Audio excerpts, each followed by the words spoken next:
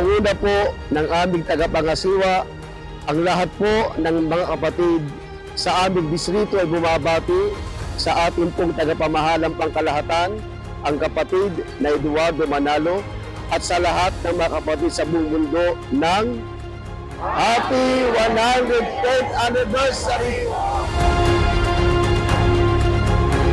Kami pong mga ministro at mga manggagawa, kasama po ang lahat ng mga may tungkulin at mga kapatid sa buong distrito, kapatid na Eduardo V. Manalo, ang amin pong pinakamamahal na tagapamahalang pangkalahatan, at kapatid na Angelo Eranio V. Manalo, ang pinakamalakas at pangunahing katuwang po ng pamamahala sa buong iglesia.